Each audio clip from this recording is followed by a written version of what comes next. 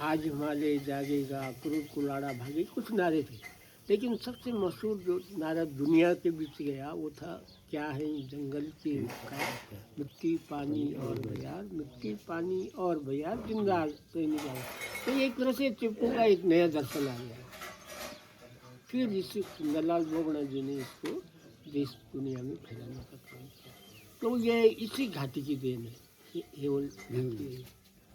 और जब अद्वानी का आंदोलन चला, या अद्वानी गांव है,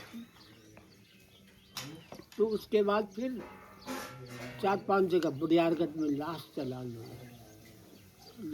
हालांकि छोटा यहाँ सुकन्या देवी वाले में भी चला, कुरेत में चला, और एक लासी डोंगरदार में चला।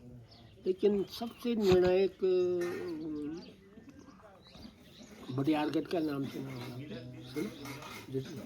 ये देवी का आखिरी हिस्सा है, पौड़ी से जुड़ा हुआ, कीर्तिनगर का हिस्सा है, कीर्तिनगर ब्लॉक का। ये माधो सिंह वाला? हाँ, माधो सिंह वहाँ से तो होते आए थे जी। हाँ जी।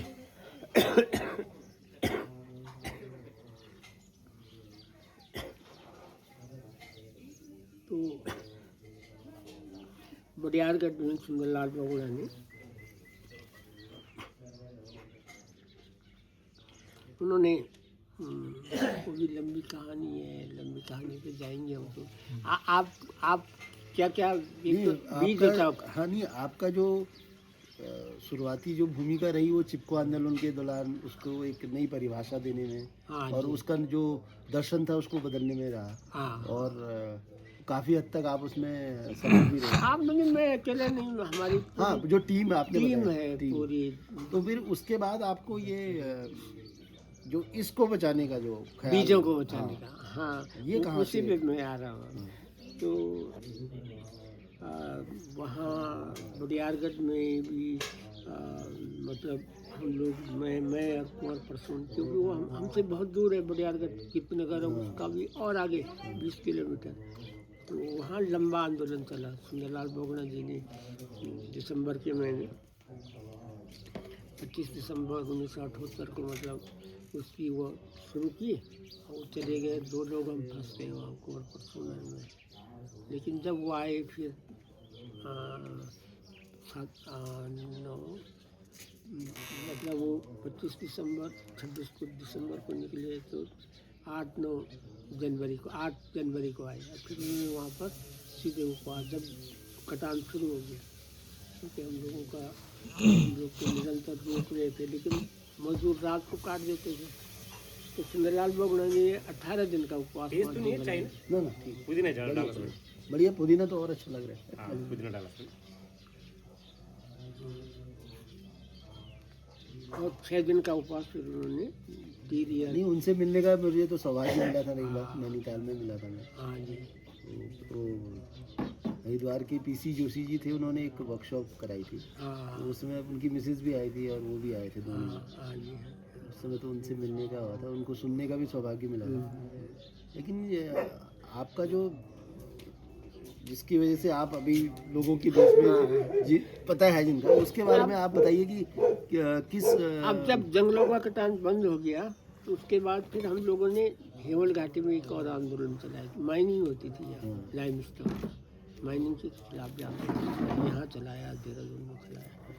लेकिन इन सब कामों से निपटने के बाद जब मैं ये इस हमारा घर नीचे था, और हमारे पिताजी निरक्षर थे, परिवार के लोगों का मुख्य व्यवसाय खेती था, कृषि था।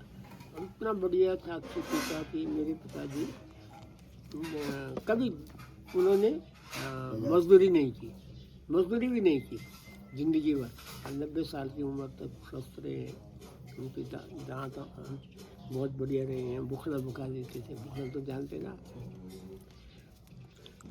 तो वो खेती करते थे। तो मैंने कहा मैं भी चिपको से रिटायर, उस समय जब फुर्सत मिल गई तो यहाँ आ गया। हालांकि मैंने सार्वजनिक जीवन इसकी शुरुआत 1977 में जो अस्कोट आराकोट पैदल यात्रा हुई, अच्छा शेखर पाटिल जी, शेखर पाठक, शमशेर सिंह जी, 4 लोग वो शुरू में तो हम 4 थे, बल्कि वो तो उनके एग्जाम चल रहे थे उस समय। अच्छा शेखर पाठक, इनकी शमशेर सिंह बिष्ट है ना यूनिवर्सिटी की, हाँ, 25 मई को शुरू की 1977। तो 4 लोग मुख्य थे आगे चलने वालों में, सुंदरलाल बोगला, कुंवर परसुन, प्रताप शिखर और मैं, 4 लोग। वो बाद में शामिल हुए, बड़े वो उसमें मशहूर हो गए।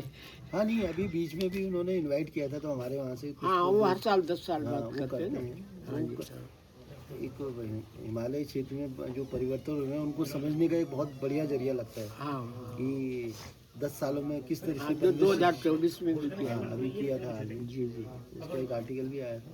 हाँ, हाँ। तो उस समय मैंने पूरा सार्वजनिक जीवन में आ गया, मतलब चम्बा में मैं दुकान चलाता था, तो 1977 तक, 1900 पहले 2-3 साल पढ़ाई के बाद तो मैं इसमें आ गया। लेकिन जब घर के पास था चम्बा, पिताजी ने कहा कि मेरे भाई साहब भी परिवार को लेके बाहर चले गए थे, पंजाब में नौकरी करते थे, बाकड़ा नांगलबाद में, उनका परिवार में नहीं था। तो उन्होंने, मेरी माँ जी ने भी सोचा कि तुम घर के नज़दीक रहो, नौकरी मत जाना, और हमारे नज़दीक रहोगे तो चम्बा से आना जाना हो जाता था ये थोड़ा।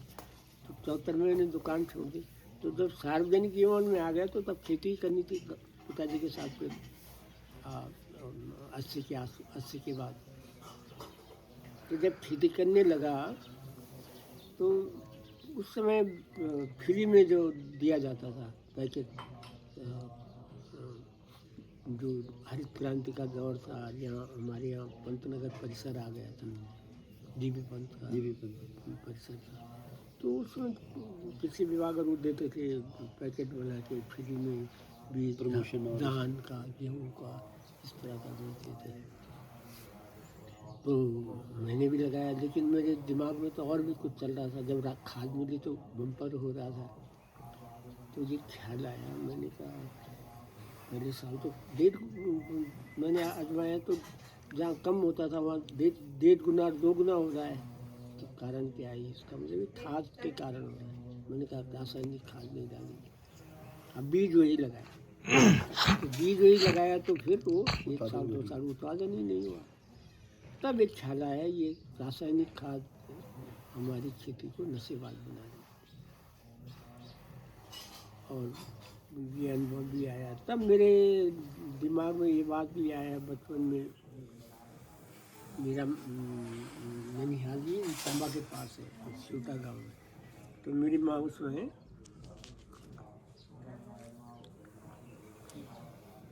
नज़दीक था, उस ब्लॉक के नज़दीक था, वहाँ से कुछ रासायनिक खाद लेके आई थी माँ। और वो रासायनिक खाद मैंने क्या किया कि ये टमाटर के पौधे लगाए इसी खेत नीचे का जो मकान था हमारा, और वो ज़्यादा डाल दिया। मुझे क्या मालूम, मैंने कहा ज़्यादा डालूंगा तो ज़्यादा, उन्होंने कहा इससे ज़्यादा होता है, तो पौधे सूख गए। तो वो बात जब एक मिट्टी की बात आई, और मेरे पिताजी ने जो बताते थे कि सभी चीज़ें मिल जाती, लेकिन खाने कमाने को उपजाऊ माटी नहीं मिल सकती, वो बोलते थे। तब आए दिमाग में कि हाँ, मेरे पिताजी ये भी बोलते थे मिट्टी की बात। तो फिर गांव के लोगों के साथ बातचीत की मैंने, मेरा व्यक्तिगत शौक था एक तरह से कि ऐसे हो रहा है। अब उन्होंने बोला, अरे तुम तो म्यूजिक कर रहे थे, जंगल बचा रहे थे, यहाँ हमारे कई लोगों ने तब बताया कि यहाँ जब से नए बीज आए हमारे पुराने बीज लुप्त हो गए। तब मेरे ध्यान में ये बात आई, और मैं मतलब उन्होंने कहा ढूंढो कहीं मिलेंगे। तो दूर दूर गया मैं, दूर के गांव में, उधर सकलाना गया, उधर फिर हमारे बासर गया, कई जगह बीज ढूंढे। तब तक आपके अधिकतर बीज लुप्त हो चुके थे, जो मुख्य मुख्य फसलों तो जैसे उन्होंने बताया, मिश्री गेहूँ नहीं मिल रहा है, मुंडी गेहूँ मिलना बहुत कम हो गया है, एक धान में जो रुखा प्रजाति होती थी वो कम हो रही है, बोना प्रजाति आ रही है। तो मेरे ध्यान में वो बात आई और ढूंढने लगा। मैंने ढूंढा तो उन्होंने कहा हाँ भाई ये तो ठीक बात है। फिर उसी दौरान इनका बहुत जोर दिया जा रहा था उस वक्त, क्या कहते हैं,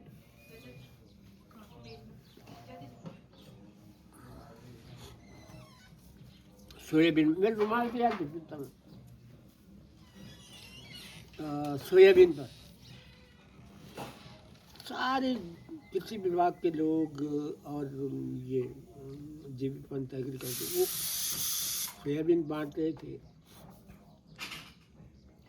और सोयाबीन को कहा जाता था कि ये दूध की खेती है, तेल की खेती है और इसमें प्रोटीन है ज़्यादा, आप उगाएंगे तो मालो माल बन जाएंगे। छोड़ो ये मंडवा झंगोरा, ये उनका साइंटिस्टों के बाद हमें भी बड़ा अजीब लगा कि ये मंडवा झंगोरा बेकार चीज़ है, कोई खाने की चीज़ है। मुझे अभी भी वो साइंटिस्ट मिले एक दो लोग, तो तब वो कहे जब वो पंतनगर में मिले, मैंने कहा उस समय आप कहते थे कि छोड़ो ये मंडवा झंगोरा, और अब आप हमें बुला रहे हैं। तो मंडवा झंगोरा पर एकदम अटैक होता था कि आप सोयाबीन उगाइए, ये बारनाजा छोड़िए और ये सब बेकार की चीज़ है। सोयाबीन उगाएंगे तो माला माल बन जाएगी। और सोयाबीन कुछ लोगों ने उगाया भी, हमारे ध्यान में तो था ये गलत हो रहा है। अब जब सोयाबीन उगाया तो पहले साल तो बिक गया, पर अगले साल सब लोग बहुत सारे लोगों ने